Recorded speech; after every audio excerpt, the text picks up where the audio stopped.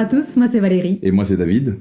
Alors aujourd'hui, on va vous lire un livre qui a été écrit par Tria Newbell et illustré par Catalina Echeverri, qui s'appelle La très bonne idée de Dieu.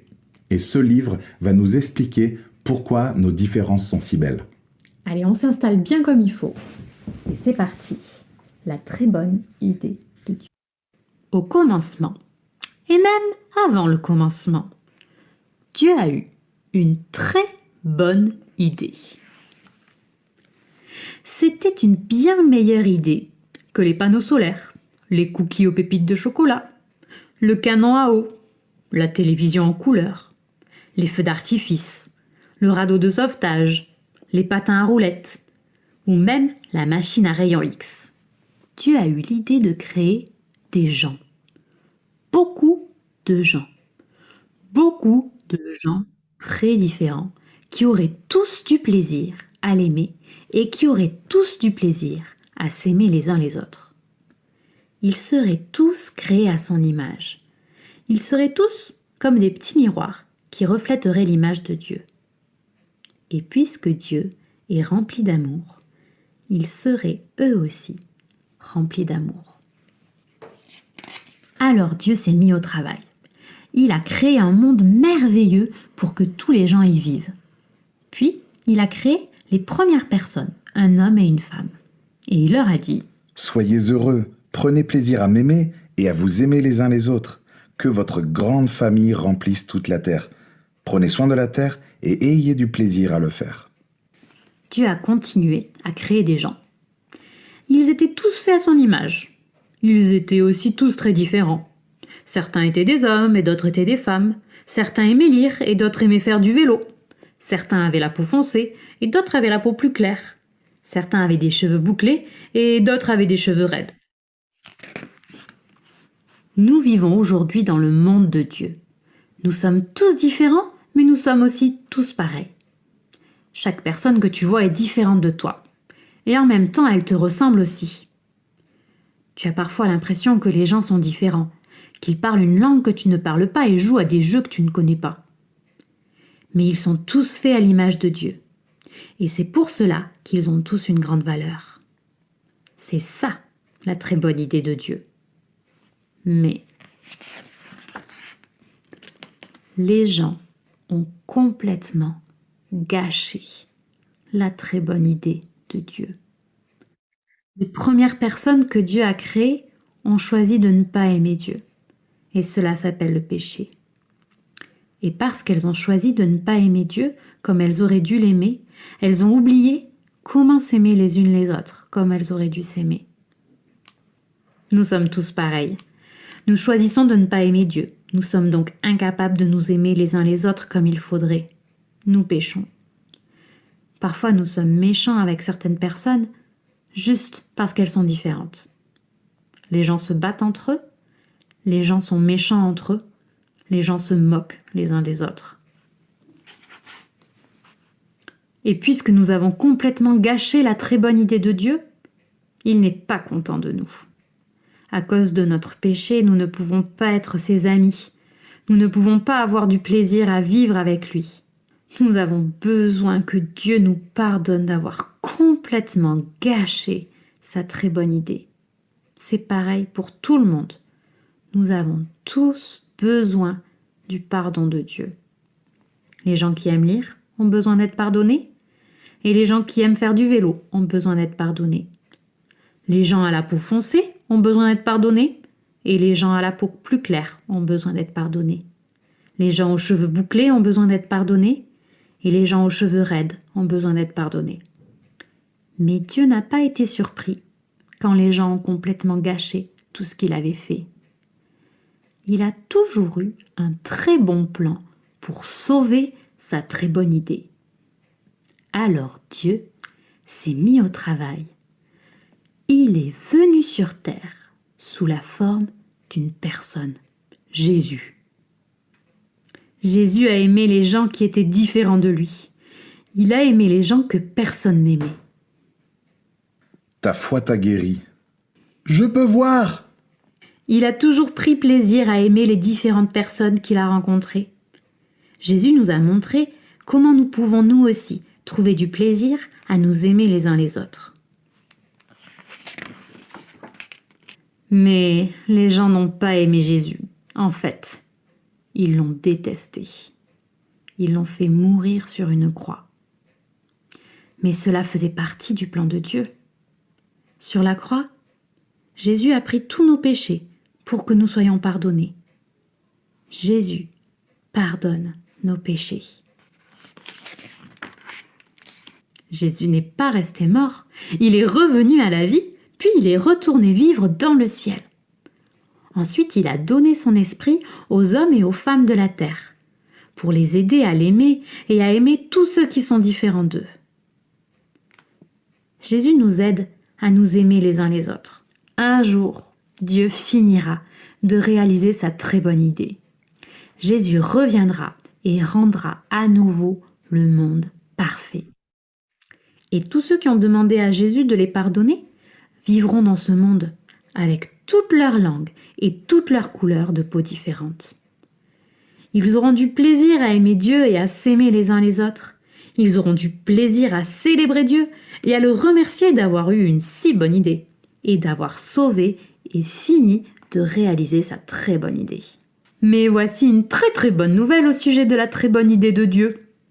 Tu n'as pas besoin d'attendre que Jésus revienne avant de pouvoir commencer à profiter de sa très bonne idée. Jésus reçoit avec joie tous ceux qui lui demandent d'être pardonnés. Et quand Jésus reçoit quelqu'un chaleureusement, il le reçoit dans sa famille pour toujours. Il reçoit les gens qui aiment lire et les gens qui aiment faire du vélo. Il reçoit les gens à la peau foncée et les gens à la peau plus claire. Il reçoit les gens aux cheveux bouclés et les gens aux cheveux raides. La famille de Dieu s'appelle l'Église. Les amis de ton Église sont tes frères et sœurs, une famille merveilleuse, une famille de toutes les couleurs. Tu peux avoir beaucoup de plaisir à les aimer et à aimer Dieu avec eux. C'est ça, la très bonne idée de Dieu. Tout plein de gens très différents qui aiment Dieu et qui s'aiment les uns les autres. Dieu a eu cette idée. Les gens l'ont complètement gâchée, mais Dieu l'a sauvée. Et Dieu finira un jour de la réaliser. Et avec les gens de ton Église, ta grande famille, tu peux avoir du plaisir à vivre la très bonne idée de Dieu dès aujourd'hui.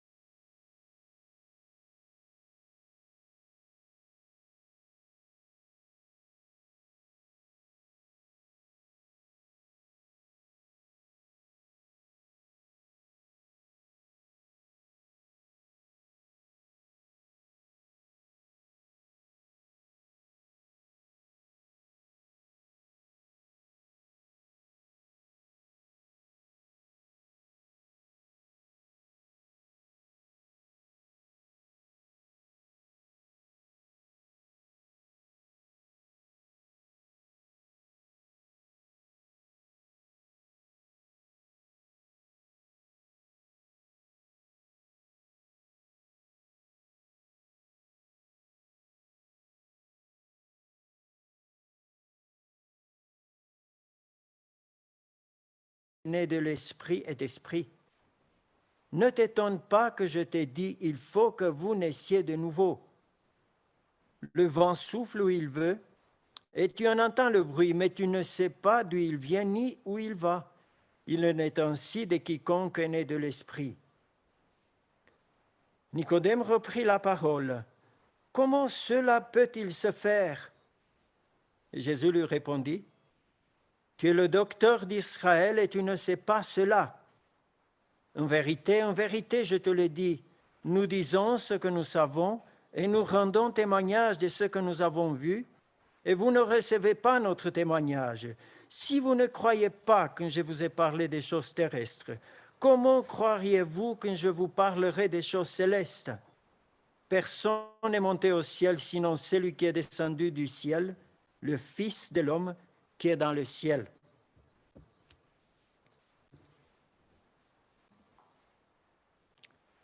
Je suis d'accord que ce texte, il est tellement riche que dans une petite prédication, on ne peut pas couvrir tout ce que le Seigneur Jésus veut nous apprendre ici. Donc, certainement, vous aurez des questions sur certaines choses. Alors, on peut discuter après ou autrement. Mais j'ai pris les choses essentielles de ce texte. Alors, il y aura une introduction. Ensuite, la première partie, j'appelais la religion ne sauve pas.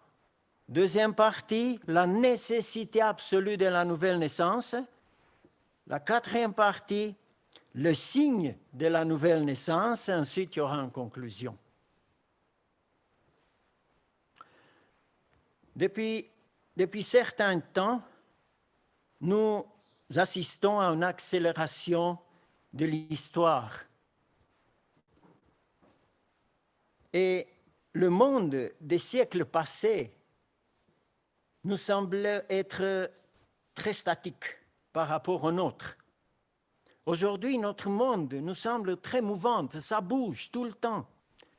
Tout bouge avec une grande vitesse et la société subit de grands changements, à tel point qu'on nous parle de l'établissement d'une nouvelle société avec de nouveaux hommes et femmes, et enfants, évidemment. Mais puisqu'il n'y a rien de nouveau sous le soleil, comme disait l'Ecclésiaste, pendant ma jeunesse que j'ai vécue sous un système communiste, on nous parlait déjà, il y a fort longtemps en arrière, donc dans ma jeunesse, il nous parlait déjà de l'homme nouveau. De l'homme nouveau, la société nouvelle. Il disait aujourd'hui, nous travaillons à la formation de l'homme nouveau. Le communisme va englober toute la terre et les hommes auront une conscience tellement élevée qu'on ne peut pas s'imaginer. Il nous disait que si j'ai besoin d'un pain, j'irai au magasin. Là, il n'y aura pas de vendeur, il n'y aura pas de caisse, rien du tout. Je n'ai pas d'argent, je n'ai rien. Je vais là, je prends mon pain. Mais je ne prends pas deux, parce que j'ai besoin d'un seul pain. Et ma conscience, qui est tellement élevée, ne me permet pas de prendre deux. De même, j'ai besoin d'une chemise, je prends une chemise, mais pas deux. Parce qu'il y a un autre couleur qui me plaît, je ne sais pas. Non, parce que ma conscience me dit non, avec une, t'as assez. C'est ça qu'il nous disait, qu'on va arriver là-bas. Pas besoin de police, de prisons, plus besoin de restrictions, de législation. On roule à 50 à l'heure dans la ville, il y a des panneaux, il y a des choses. On n'a plus besoin parce que ma conscience me dit comment je dois me comporter. On n'écrasera même plus une fourmi, disait-il. L'homme nouveau. Et les résultats, nous les avons vus.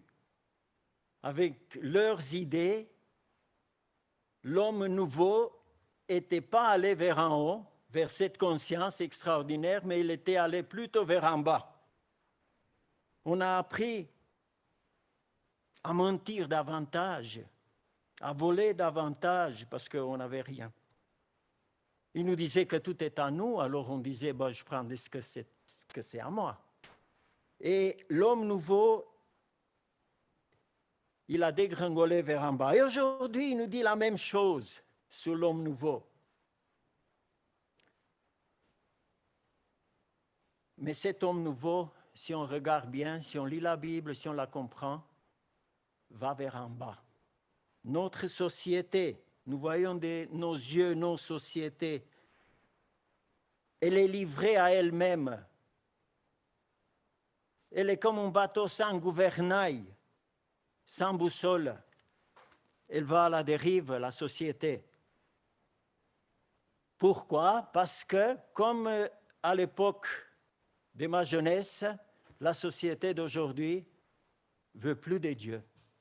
Alors Dieu la livre à elle-même.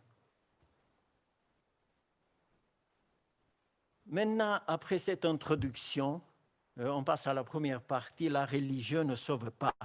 On s'approche de la parole de Dieu.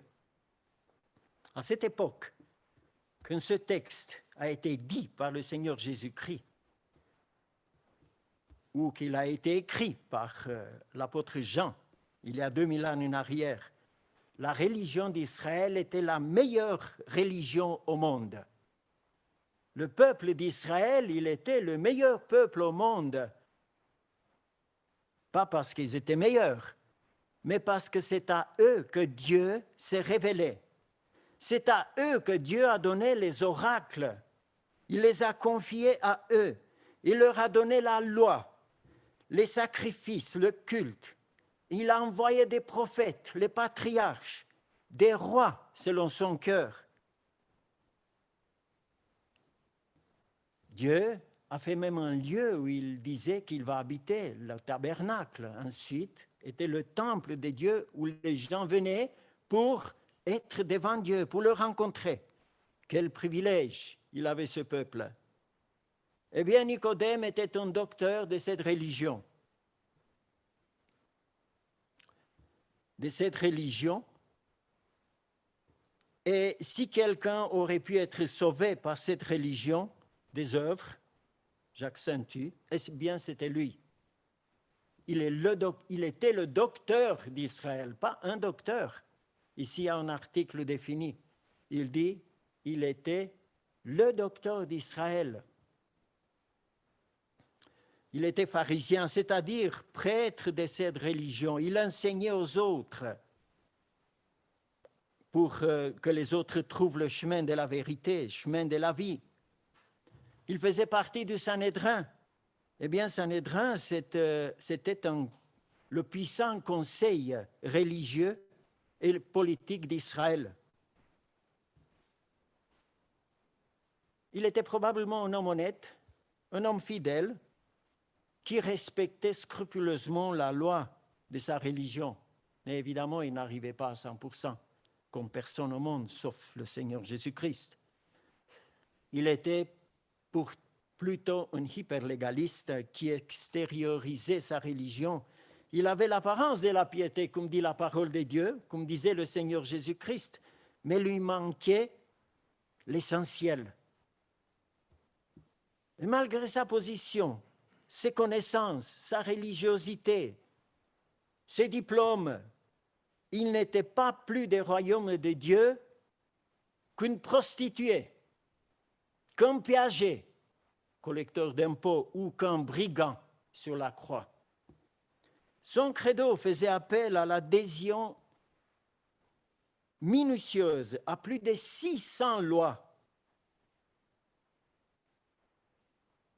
Donc, la plus grande partie de ces lois étaient de leurs inventions. Et je vous donne 2 exemples. Par exemple, il disait que est permis d'ingurgiter ou d'avaler du vinaigre le jour de sabbat, mais on n'a pas le droit de se gargariser, parce que ça, c'est du travail. On ne doit pas travailler. Bon, peut-être j'ai pris les pires, mais un autre disait que si on mange un œuf pondu le jour de sabbat, il faut tuer la poule le lendemain parce qu'elle a travaillé le jour des sabbats et elle ne devait pas travailler. Alors, je ne sais pas ce qu'ils faisaient avec les petits veaux qui naissaient, et puis les femmes et tout ça. Voilà, c'était des lois à plus en finir. Et son credo était « Fais cela et tu vivras ». D'ailleurs, cette parole était dite longtemps avant dans la parole de Dieu, dans la Genèse déjà, et puis était répétée plusieurs fois. Mais le problème, c'est que personne ne peut faire ce que Dieu a demandé de faire. On s'applique jour après jour. Aujourd'hui, j'arrive bien, et puis demain, je me rends compte qu'à nouveau, je suis tombé. Et dans ces credos, que les religions de ce monde se rencontrent, c'était les œuvres. Fais cela et tu vivras. C'est l'effort de l'homme pour y arriver. Et encore, donc il y a deux choses que les religions du monde, ils ont un point commun. D'abord, les œuvres, s'accomplir à faire ses œuvres pour être agréable à Dieu. Ensuite, une deuxième, c'est que chacune des religions de ce monde dit qu'elle a raison. Je vous prends l'exemple des orthodoxes parce que j'étais orthodoxe par le baptême des petits bébés là qui se faisait dans mon pays. L'Église orthodoxe disait « Point de salut en dehors de l'Église orthodoxe ». L'Église catholique, point de salut en dehors de l'Église catholique. Les autres disent la même chose, les témoins de Jéhovah, les mormons, toutes les religions de ce monde disent la même chose, les musulmans, tous, les juifs, tous. En dehors de ma religion, point de salut. Eh bien, nous ne devons pas dire cela. En dehors de notre petite Église, point de salut, nous. Non. Le salut vient de Dieu, c'est un don de Dieu.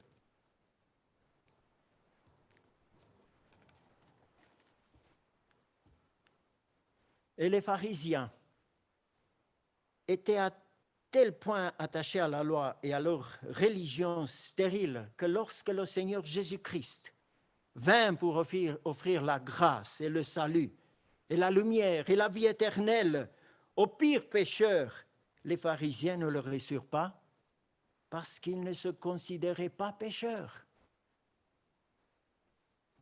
D'ailleurs, c'est écrit dans la Bible, à un moment donné, les pharisiens, ils ont dit, en parlant du peuple, « Ces maudits qui ne croient pas à la loi, ces maudits, ils méprisaient le peuple, leur peuple, ces maudits qui ne connaissent pas la loi. » Et dans l'évangile de Jean 9, 34, on a un aveugle qui a été guéri par Jésus. Et à cet aveugle, les pharisiens lui ont dit, « Tu es né tout entier dans le péché, et c'est toi qui nous enseignes. » Et ils le jetaient dehors. Voilà la religion pharisaïque de son temps. Voilà à quoi Jésus-Christ a été confronté, à de tels hommes.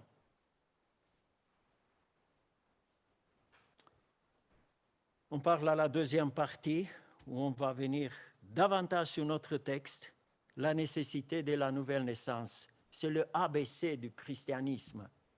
Sans la nouvelle naissance, on est incapable même de voir le royaume de Dieu. Pas même entrer, mais même incapable de voir. Parce que sans la nouvelle naissance, on reste toujours charnel. On n'est pas devenus des êtres spirituels qui saisissent les choses spirituelles. La mention du Seigneur au verset 3, « En vérité, je te l'ai dit, si un homme ne naît de nouveau, il ne peut voir le royaume de Dieu. » Cette remarque du Seigneur a dû s'aimer la confusion dans l'esprit de Nicodème. Il est venu là, il a dit au Seigneur, « Oh, je sais que tu es un docteur qui est venu de la part de Dieu, parce que sinon, tu n'aurais pas pu faire ces miracles. » Donc, sa foi était axée sur les miracles. Et le Seigneur Jésus-Christ ne leur répond même pas. Oh, j'aurais dit peut-être, « Oh, merci, c'est sympathique de ta part. » ou « Oh, je me suis senti peut-être un peu, voilà. » Le Seigneur Jésus n'est pas venu pour être caressé dans le sens du poil. Il est venu pour apporter la vérité. Nicodème a cru toujours que le salut devait être gagné par les hommes. Le respect de la loi. C'est l'homme qui procure son salut, pensait-il. Et à la fin, Dieu va mettre en balance. D'ailleurs, si vous demandez aux autres religions, comment tu penses que va être quand tu vas arriver devant Dieu? Mais c'est toujours la même réponse, la balance. D'un côté les bonnes œuvres, d'un côté les mauvaises. Et de quel côté ça penche? On est bon, on n'est pas bon. Ce que Jésus lui présenta ici, c'était la futilité de sa religion. Et quelle déception pour Nicodème, il n'avait pas 18 ans, il était déjà un homme âgé, un homme qui a passé toute sa vie à enseigner la loi, à respecter la loi. Et les paroles de Jésus lui apportaient beaucoup de tremblements dans son être. Si un homme ne naît de nouveau, il ne peut voir le royaume de Dieu. C'est un bouleversement complet de la compréhension qu'il avait de la voie du salut. Jésus vient de lui annoncer que la nouvelle naissance, c'est un don de Dieu. Que la nouvelle naissance, c'est quelque chose qui vient d'en haut, pas d'en bas de l'homme.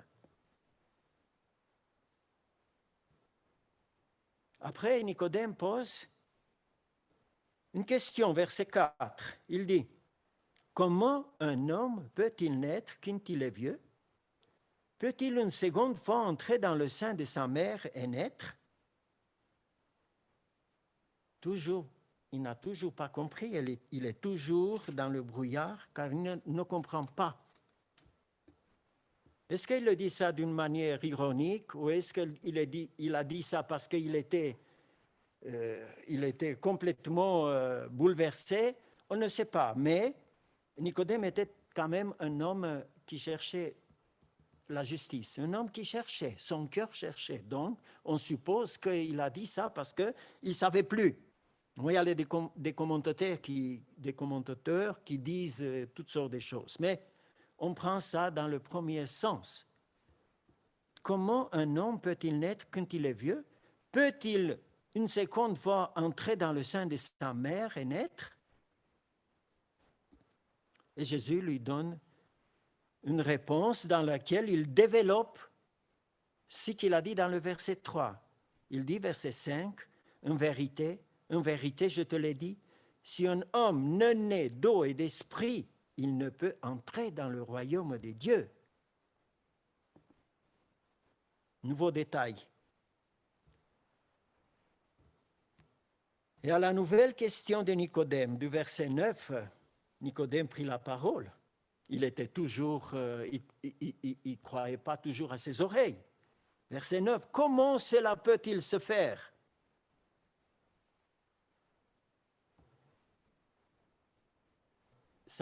Ensuite vient la reproche. Le Seigneur lui fait un reproche. Tu es le docteur d'Israël et tu ne sais pas cela. Tu es conducteur de peuple et tu ne sais pas cela. Tu es celui qui doit amener le peuple vers la lumière, vers le salut. Et jusqu'à maintenant, tu ne savais pas cela. Tu les as conduits où? Ailleurs, il a dit le Seigneur, si un aveugle conduit un autre aveugle, ils vont tomber dans le trou. Le silence de Nicodème à partir de ce moment,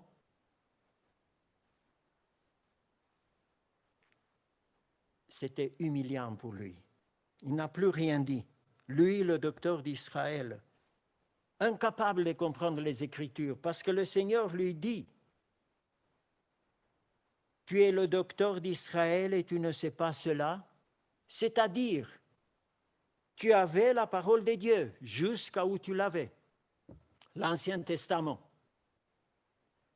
Et dans l'Ancien Testament est dit cela, donc toi, tu aurais dû savoir cela. Les pharisiens considéraient qu'Abraham était leur père, parce qu'Abraham a eu comme fils Isaïe, ensuite d'Isaïe il y avait Jacob, ensuite Ésaü, ensuite il y avait de Jacob les 12 fils, ensuite le peuple d'Israël s'est formé. Mais tout au début, c'était Abraham. Et voilà que les Israélites disent, nous avons comme père Abraham. Mais ils ont oublié la leçon clé de la vie d'Abraham, car c'est écrit dans la Bible, Abraham crut, ou il a eu confiance en l'Éternel, ce qui lui fut compté comme justice. Abraham a été sauvé par sa foi en l'Éternel, pas par ses œuvres, mais par sa foi en l'Éternel. Et cette parole est reprise dans le Nouveau Testament, où il ne connaissait pas les paroles d'Habakkuk. Dans le livre d'Habakkuk, verset 2-4, qui dit « Le juste vivra par la foi, pas par les œuvres. » Il ne connaissait pas les textes, ou il ne voulait pas les connaître, d'Ésaïe, d'Échiel, les psaumes qui parlaient que Dieu donnera un cœur nouveau, une nouvelle vie, un nouvel désir, une nouvelle orientation. Le problème de Nicodème venait du fait que malgré qu'il se croyait spirituel, docteur de la loi, il était encore charnel. Verset 6-8, le Seigneur Jésus-Christ dit, « Ce qui est né de la chair est chair, Nicodème, et ce qui est né de l'esprit est esprit, Nicodème. Ne t'étonne pas que je te dis, il faut que vous naissiez de nouveau. Ce qui est né de la chair est chair, et ce qui est né de l'esprit est esprit. » Nicodème, docteur de la loi, théologien des premiers rangs, un homme charnel. Et comme le dit Paul dans 1 Corinthiens 2,14, l'homme charnel ou l'homme animal ne reçoit pas les choses de l'Esprit de Dieu, car elles sont une folie pour lui. Parlez à un homme qui ne croit pas, parlez-lui des paradis, des merveilles qui nous attendent là, parlez-lui de l'enfer, des misères extraordinaires qui attendent là certains. Parlez-lui de Jésus-Christ, parlez-lui que là, à la croix, en mourant, il a remporté la victoire. Comme quelle victoire? Il était mort. C'est les autres qui ont la victoire, ils ne vont pas vous croire. Pourquoi? Parce qu'il faut devenir spirituel pour croire ces choses spirituelles. Il ne peut pas savoir la vie et la vérité spirituelle, un non-croyant. L'incrédule ne peut rien comprendre. L'incrédule dresse un bastion, un tour fort devant la révélation de Dieu. Mais quand l'Esprit Saint fait son œuvre, ce rempart fortifié de l'homme, l'incrédulité est balayée, pulvérisée, et une nouvelle merveilleuse vie commence. Une merveilleuse vie naît. Ça, c'est la nouvelle naissance.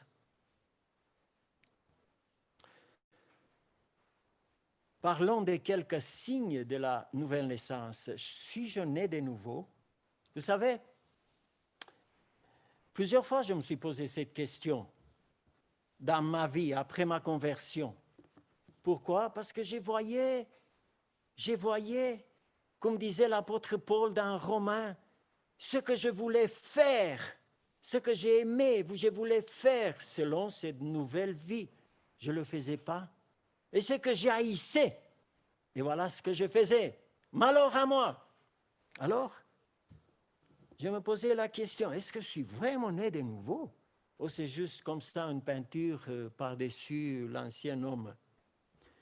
Eh bien, on va prendre quelques signes de la nouvelle naissance.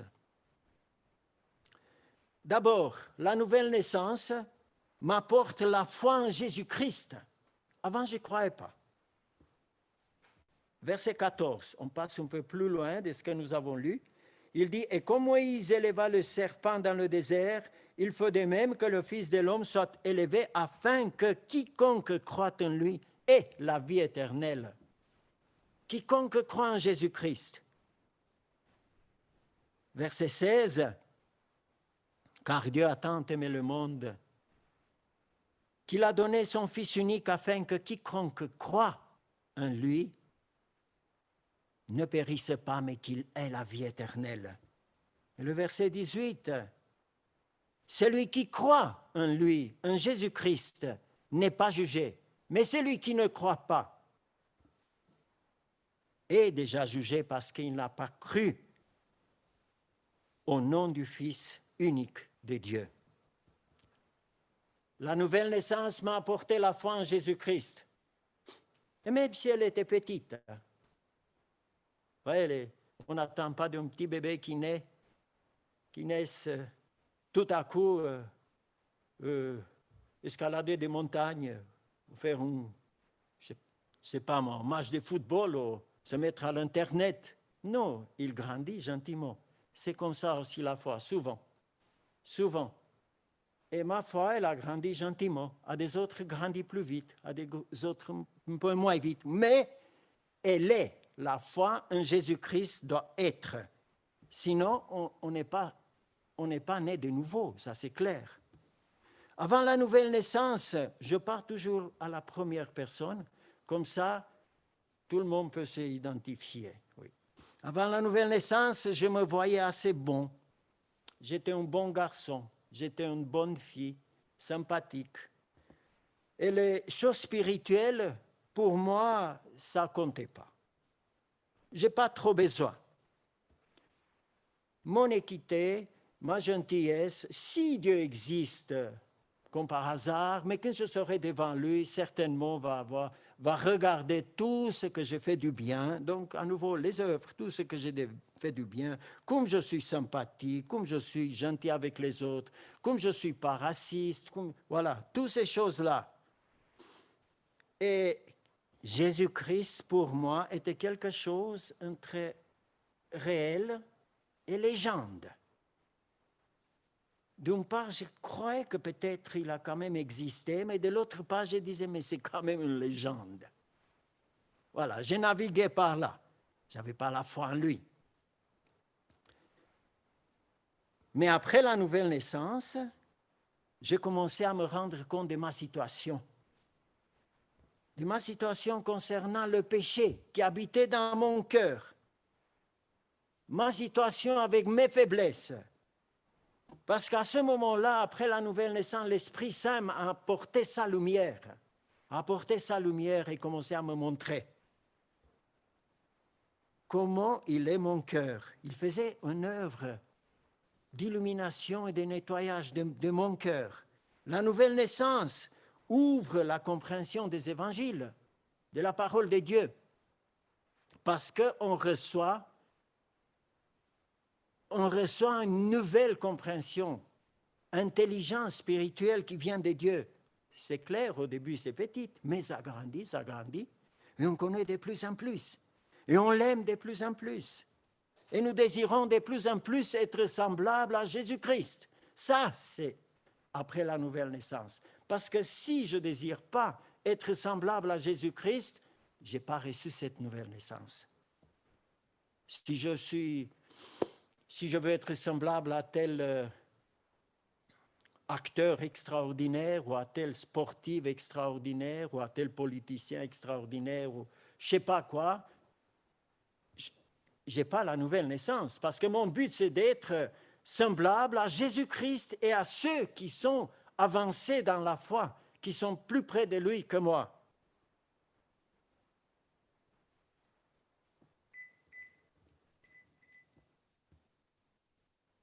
nous désirons être semblables à Jésus-Christ. Oui. Le péché m'attriste. Je désire être nettoyé. Et il y a encore beaucoup d'autres choses. Mais je pense que le temps, il a bien passé.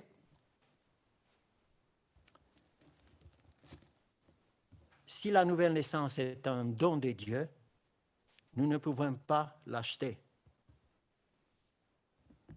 Demandez et l'on vous donnera.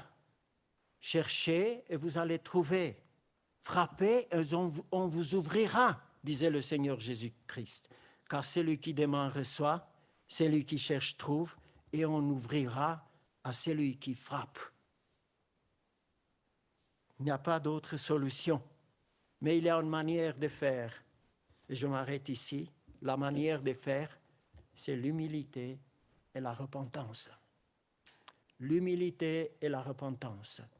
Tous ceux qui sont entrés et qui ont connu et sont entrés dans le royaume de Dieu, ils ont dû entrer par l'humilité et par la repentance. Que Dieu nous aide, que le Seigneur nous aide à comprendre ces vérités et qu'il nous ouvre encore de ces merveilles afin que nous pouvons le contempler, l'aimer, l'adorer davantage. Amen.